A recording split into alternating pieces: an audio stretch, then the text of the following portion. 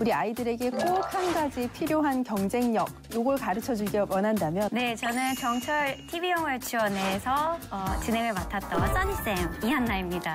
많은 분들이 아마 영어 구사 능력을 꼽지 않으실까요? 5남매가 다 영어에 동기화가 흥미를 느꼈다는 지점이 되게 흥미롭거든요. 그래서 이제 우리 애들만큼은 영어로 말하는 게 좀 잘 됐으면 좋겠다. bedtime story예요. 정말 자기 전에 5분, 10분. 내 발음을 듣고 우리 아이 발음이 나빠지면 어떡하지? 영어 유치원에서 너무 과도하게 영어를 해서 한국말이 잘 안 되니까 한국말에 별도로 과외를 또 받는 거예요. 자, 그래서 오늘은 우리 영어 조기 교육에 대한 이야기를 한번 나눠보도록 하겠습니다. 안녕하세요. 육아에 지친 나를 위한 이야기, 엄마 토크 C채널 언니도 했다의 황소영입니다. 자, 우리가 자라왔던 시대에도 그렇지만 우리 아이들이 자라나는 지금 이 시대에도 여전히 중요한 것 무엇일까요? 만약에 우리 엄마들이 우리 아이들에게 꼭 한 가지 필요한 경쟁력, 요걸 가르쳐주기 원한다면 어떤 것을 선택하시겠습니까? 많은 분들이 아마 영어 구사 능력을 꼽지 않으실까요? 특히 우리나라에서만큼 영어 조기 교육 열풍이 많이 분 나라가 없겠죠. 자, 그래서 오늘은 우리 영어 조기 교육에 대한 이야기를 한번 나눠보도록 하겠습니다. MC 변호사 황소영, 부모 코칭 전문가 이다랑, 영어 강사 이한나. 자, 언니도 했다. 오늘 함께 해주실 두 분 소개하도록 하겠습니다. 자, 우리 프로그램 항상 함께 해주시는 분들이라면 뭐 이다랑 씨는 다 아실 거고 오늘 새로 하시는 자, 이한나 씨를 한번 소개해 보도록 하겠습니다. 안녕하세요. 안녕하세요. 네, 영어 교육의 최전선에서 지금 뛰고 계시는데 자기소개 한번 부탁드릴게요. 네, 저는 정철 TV영어 유치원에서 진행을 맡았던 그리고 EBS 방과후 영어 진행을 맡았던 써니쌤 이한나입니다. 보통 몇 살, 뭐 어린아이들 대상으로 그러면 유치원이니까 어린아이들 대상으로 교육을 하셨겠네요? 네, 많이 제가 이제까지 출연한 프로그램들은 다 그랬고요. 개인적으로 가르치는 거는 성인도까지 했었어요. 근데 이제 출연 프로그램들이 아무래도 어린아이들 대상이었으니까 네. 보통 몇 살 정도 아이들을 대상으로 하세요? 그 유치원 연령기 아이들 5, 6세 아이들 하고 뭐 1학년, 2학년 네, 파닉스 네, 프로그램을 네. 했었습니다.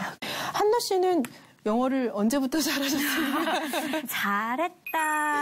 잘했다라고는 제가 잘 모르겠고요. 네네. 일단은 저는 어려서부터 부모님이 집에서 영어 콘텐츠들을 많이 접하게 해주셨어요. 그때 네. 당시에는 되게 구하기 쉽지는 않았는데 그래서 뭐 한두 가지 해서 계속적으로 어렸을 때부터 했고 영어 공부를 시작을 한 거는 중학교 1학년 때 시작을 했어요. 학교에서? 네. 그래서 그때 알파벳 처음 배웠어요. 아, 그래요? 네, 읽는 거를 그 처음 전에는 배웠어요. 그러면 노출만 되어 있었고. 네, 노출만. 그럼 한국의 학교에서 네. 알파벳을 처음 배우셨고. 그렇죠. 그럼 외국 생활을 전혀 하지는 않으셨나요? 제가 중3 초기에 아버지가 남아공으로 선교를 가셔서 그때 같이 가긴 했지만 그 전에 이미 영어는 제가 2년 동안 굉장히 열심히 한 거죠.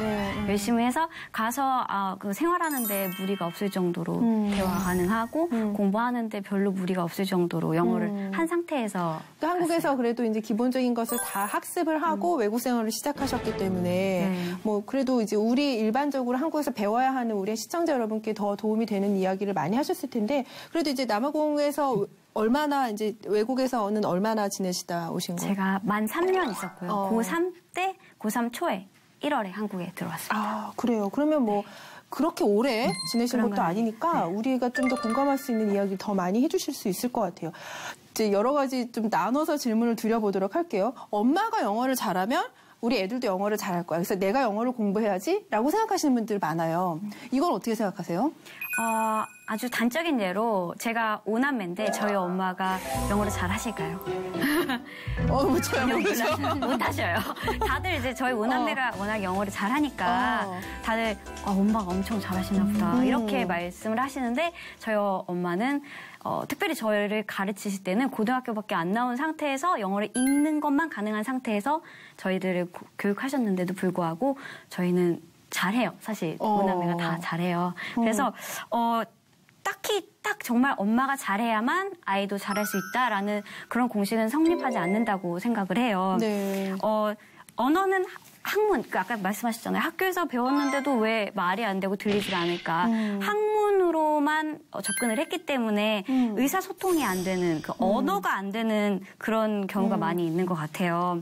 그래서 엄마가 아이들에게 언어로 좀 다가가게 하고 싶다라는 생각을 많이 하시는 분들이 있는 것 같아요, 요즘에는. 네네네. 그렇다고 해서 이제 뭐 엄마가, 한나 씨 같은 경우는 엄마가 잘하지 않으셨어도 본인이 잘하게 된. 그래서 근데 이제 분명히 엄마가 어떤 역할을 하신 건 있잖아요. 그렇죠. 어떤 역할을 하신 거예요? 저희 엄마는 정말 그 시기적절한 때에 필요한 것을 저희에게 이렇게 주셨던 것 같아요. 그렇죠. 노출해줬다는 거죠? 네네네. 그러니까 그러니까 엄마는 못했지만 너희는 할 수 있도록 좀 도와주기는 그런 역할을 좀 잘 하셨던 것 같아요. 그러면 결국 시기에. 가르치는 것은 엄마가 직접 가르친 것은 아니고 그렇죠. 다른 뭐 어떤 뭐 학습 교재, 교사 이런 데서 도움을 받으신 건가요? 필요할 때는 그렇게도 받았고요. 근데 가장 많았던 거는 정말 그 자투리 시간.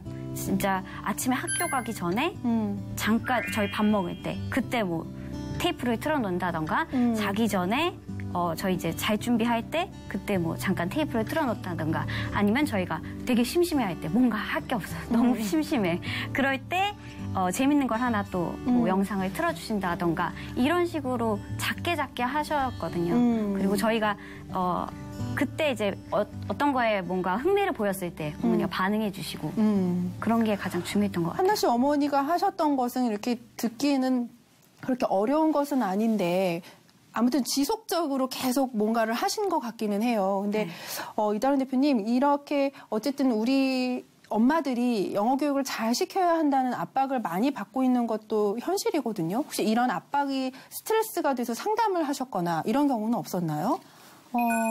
많지요. 일단은 언어와 관련돼서는 이제 과도하게 엄마가 영어 조기 교육을 시키면서 실은 한국말도 영어도 다 잘 안 돼서 언어 치료를 받게 되는 케이스들이 종종 발생을 하게 돼요. 언어 치료, 네, 아이의 언어 치료. 네네. 저는 언어 치료사는 아니지만 상담센터 안에서는 이제 우리가 언어 치료도 함께 진행을 하는데요. 네.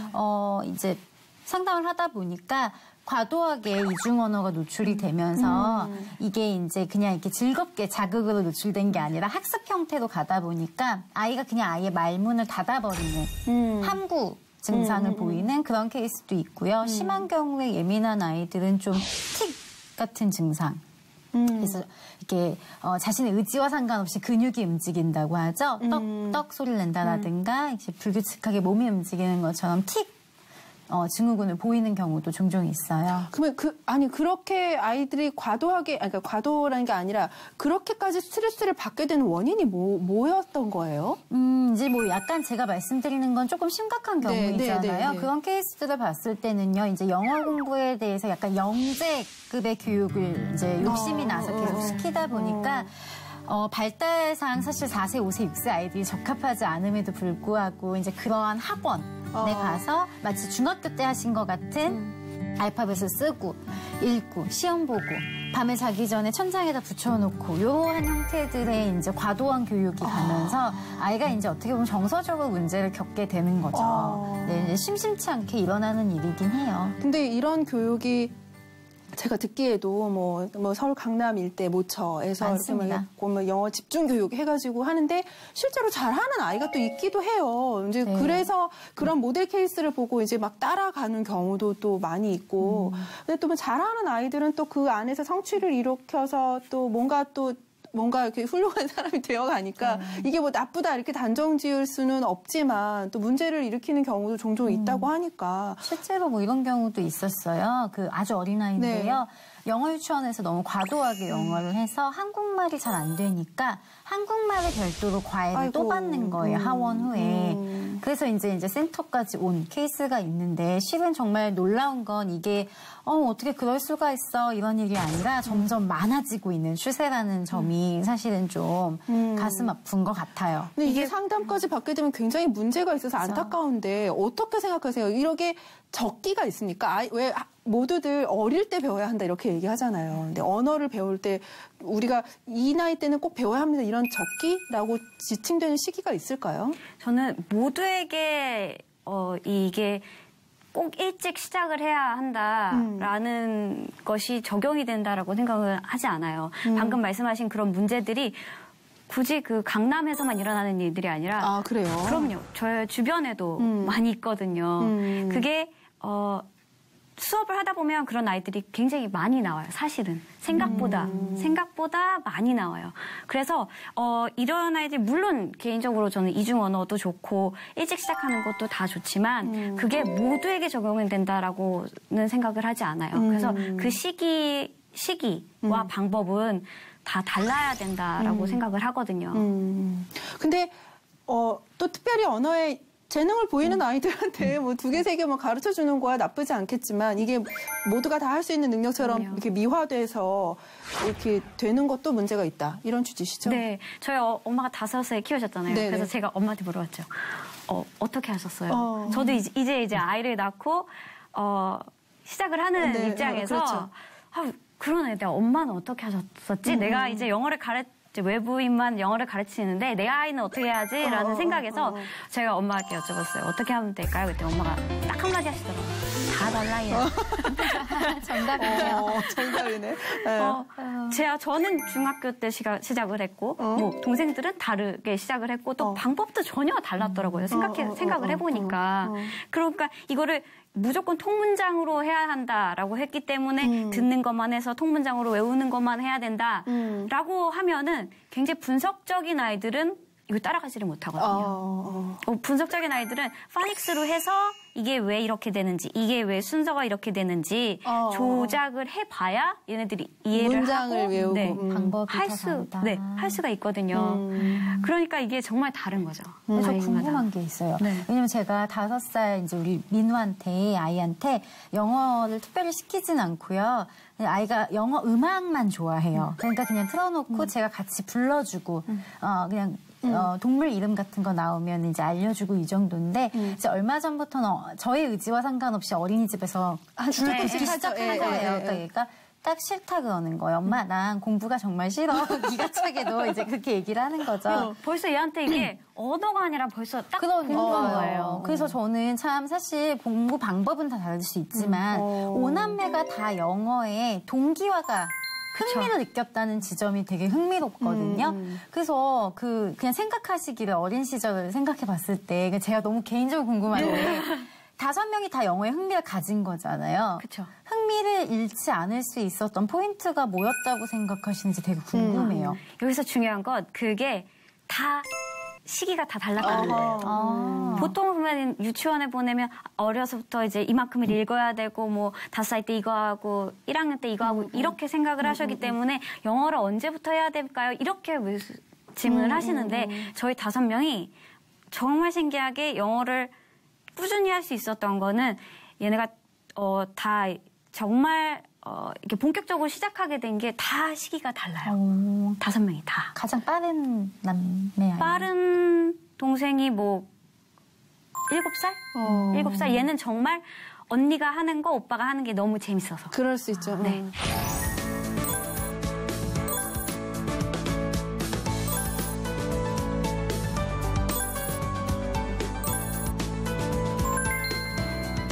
아까 지금 이한나 선생님이 얘기하시는 게 영어가 그건 벌써 영어가 공부가 된 거예요. 이렇게 말씀을 하셨거든요. 근데 사실 영어 공부예요. 안 그래요?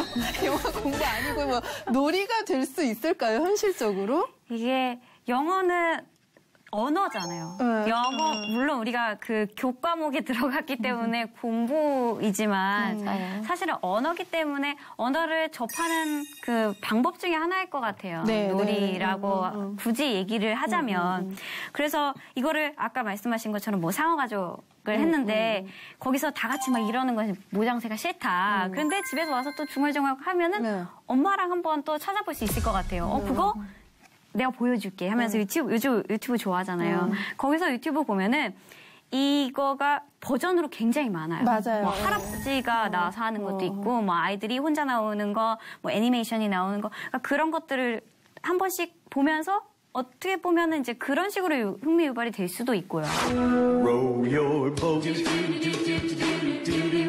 row your boat, baby shark. 또 어린이집에서 A를 배웠어요. ant 배웠는데 아이가 그것도 이제 집에 와서 한마디씩 한단 말이죠. 근데 이제 칭찬 좋아하는 애는 한마디씩 하면 너무 잘한다.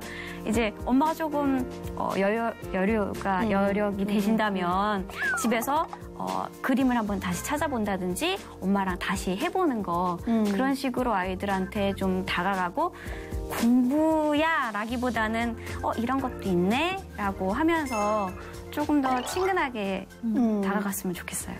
영어가 학습이 아니라 언어라는 이야기를 해주시니까 생각이 나는 게 우리가 한국말이 잘 안 되는 아이들이 언어 치료 받잖아요. 네.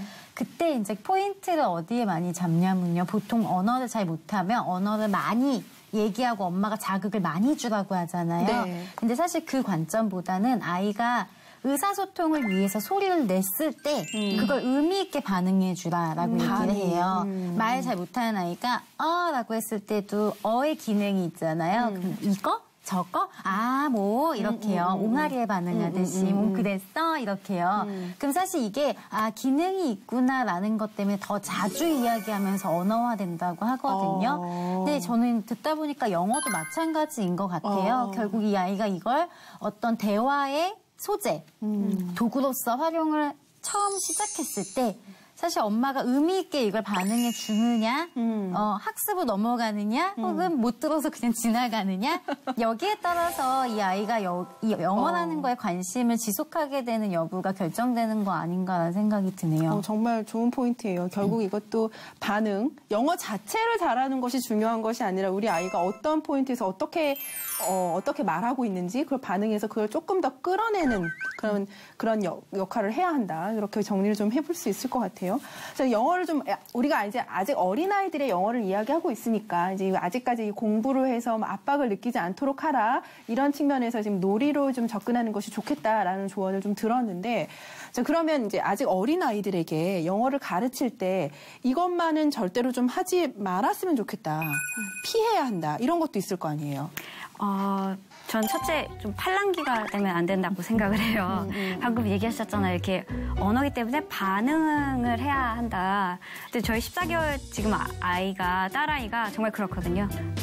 뭐 하나 했을 때 제가 반응을 하면 한 번 더 하고 하거든요. 그러니까 그런 식으로 저희가 아이가 반응을 하게끔 해야 되는데 엄마가 옆집 아줌마가 뭐 한 가지 근데 그렇게 하면 안 돼. 혹은 이것도 더 해야 돼. 근데 이 아줌마만 얘기하는 게 아니라 건너집 아줌마도 한마디 더 하신다는 거죠. 그럼 이것도 해야 되고 저것도 해야 되고 아이들 반응하는 거는 까먹어버려요. 그렇기 때문에 정말 이 아이에게 필요한 게 무엇인가 아이에게 집중해서 반응하기보다는 아줌마들한테 반응을 하다 보면은 이게 한 가지가 될 게 10가지, 20가지가 되거든요. 그래서 그런 팔랑귀가 되는 것을 좀 조심해야 하지 않을까라는 생각을 하고 있어요. 책 파시는 분께도 우리가 자꾸 되잖아요. 아이한테 반응하는 게 아니라 네. 학습지. 거기다 반응을. 그래요. 사실 저는 근데 그런 질문을 좀 드리고 싶어요. 우리 영어 꼭 해야 됩니까? 이것도 좀 여쭤보고 싶어요. 왜냐하면 제가 좀 그런 케이스 중에 하나인 것 같아요. 저는 정말 영어 공부 열심히 했고 그리고 영어 지금도 좀 한다 이렇게 얘기할 수 있는데 사실 실제로 지금 일을 하면서 영어 쓸 일이 별로 없어요. 그래서 영어 쓸 일이 이렇게 없는데 내가 그동안 그렇게 열심히 공부를 했는가라고 생각하면 사실 이거 너무 좀 낭비다라는 생각을 하거든요. 그런 측면에서 본다면 우리 너무 또 영어 과잉으로 이렇게 하려는 거 아닌가 이런 회의감을 조금 갖기도 해요. 저는 어떻게 생각하세요? 저는 개인적으로 다 그 목표가 다른 것 같아요. 영어를 어느 정도까지 해야 되냐 말씀하신 대로 진짜 공부 때문에 이만큼을 해왔는데 결국 사용하는 건 없어. 그렇죠. 그렇게 되면은 이게 굉장히 소지가 맞지 않는 거거든요. 맞아. 맞지가 않는 건데 정말 해야 하는 사람은 또 있어요. 그리고 또 정말 좋아하는 사람은 또 있어요. 그렇기 때문에 각자 다른 것 같아요. 다 기질이 다르고 환경도 다르고 하기 때문에 내가 어느 정도 영어를 해야겠다. 이게 사실 다 성취할 수는 없겠지만 그래도 어느 정도는 그런 엄마들께서 아이들을 놓고 볼 때 그런 목표를 갖는 거는 저는 참 좋다라고 생각을 하시거든요. 저희 엄마가 개인적으로 얘가 외국에 나가서 뭔가를 할 때 불편하지만 않았으면 좋겠다라고 엄마가 목표를 하신 것만큼 저희는 사실 했거든요. 그렇기 때문에 진짜 나는 그렇게 영어 쓰는 그거 아니라면 얘가 진짜 말 그대로 요즘 여행 많이 가니까 네. 여행 갔을 때 혹은 외국인을 만났을 때 두렵지만 않았으면 좋겠다라는 정도의 목표를 가진 거라면 충분히 아이에게 막 강압적으로 하지 않아도 좀 즐겁게 정말 적절한 방법으로 할 수 있지 않을까. 근데 사실 지금 말씀하신 그런 수준 이상의 것은 사실 부모가 결정해서 이거 해라고 할 수가 없는 단계 아닌가요? 이를테면 뭐 얘가 뭐 외교관이 되겠다. 근데 부모가 외교관이 되어야 하니까 넌 이만큼 해야 돼. 이렇게 정해서 그 길로 끌어간다고 되는 게 아니잖아요. 그러니까 사실 제가 드리고 싶은 말씀은 부모님이 정할 수 있는 영어 교육의 수준이 그렇게 높은 게 아닐 것 같다는 생각 때문에 말씀을 드리는 거거든요. 네, 그래서 방금 제가 말씀드린 것처럼 그 정도 하고 나면 그 다음은 이제 아이의 몫이거든요. 그렇죠. 예. 그 다음은 아이가 본인이 원하는 거. 그래서 진짜 원하면 해야 하니까 필요하니까 그 다음엔 하겠죠. 저 같은 경우는 제가 좋아해서 더한 거죠. 네, 더한 거기 때문에 그랬기 때문에 더 지속성을 가지고 더 많이 했고 그 분야를 또 공부를 했고 한 거니까 다 다를 수 있을 결국 것 같아요. 바탕을 깔아주는 문제가 되겠네요. 전 솔직히 안 싫어하기만 해도 부모님들 다 있다 생각합니다. 그것도 진짜 맞는 말이네요. 네. 얘가 싫어하지 않으면 필요에 의해서 제가 아는 한 학생도 영어를 전혀 안 했었는데 본인이 그 세계 여러 곳 여행하면서 본인이 영어를 해야 된다고 생각해서 뒤늦게 했더라고요. 근데 괜히 앞에 이제 엄마가 무리하신 덕분에 아이가 영어를 싫어했어요. 그러니까 저는 사실 그걸 보면서 저도 아이 키울 때 얘가 영어를 싫어하지만 않게 해야겠다. 요 정도 목표 저는 잡고 가고 있습니다. 그래서.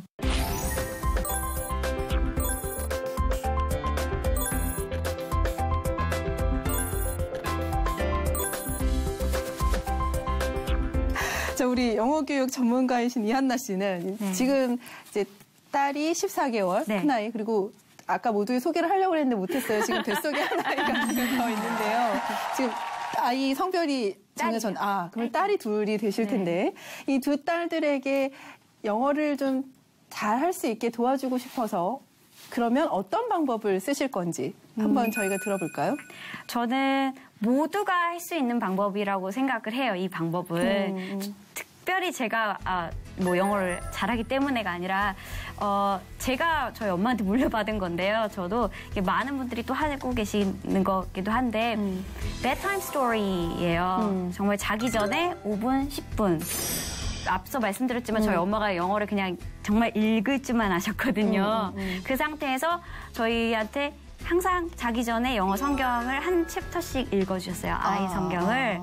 그러니까 엄마 목소리가 그냥 좋은 거고 엄마랑 자기 전에 같이 이렇게 읽는 게 좋았던 거예요. 그래서 저도 아이에게 지금 하고 있고 그거를 굳이 막 영어기 때문에 영어만 해야 돼도 아니고 아이에게 노출시켜줄 수 있는 그냥 정말 아이와 애착 관계를 좀 더 가질 수 있는 그런 시간으로서 bedtime story를 사용하고 있거든요. 네. 그래서 뭐 성경도 좋고 짧은 영어 동화책, 좋은 영어 동화책도 좋고. Paul and Silas in prison.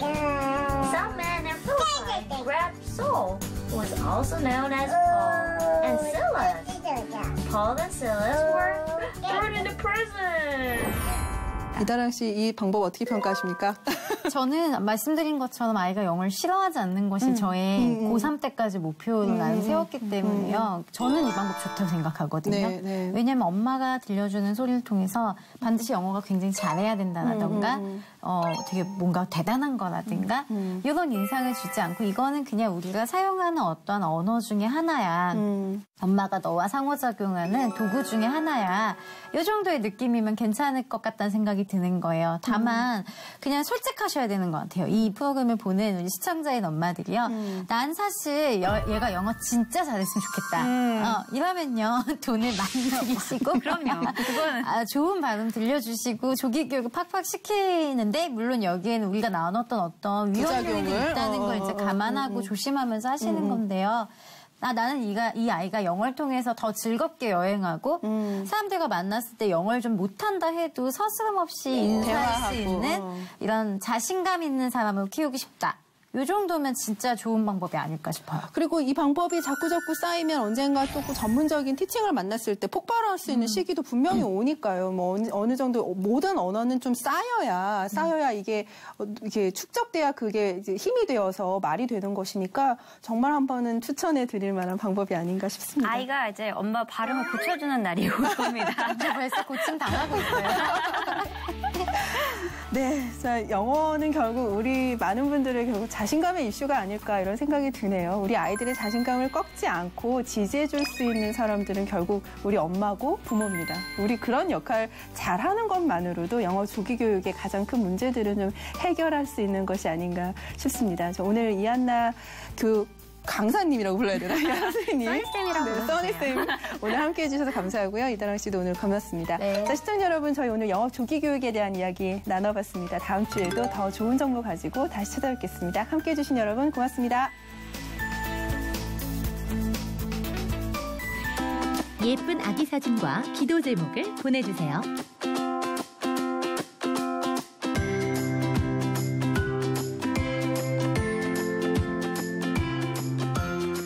자, 언니도 이따가 이렇게 이제 육아법에 대한 이야기 나누기 위해서 외국 엄마까지 모시게 되니까 참 감회가 새롭습니다. 물론 한국이 좋아서 한국에 관심이 많아서 한국에 온 건데요.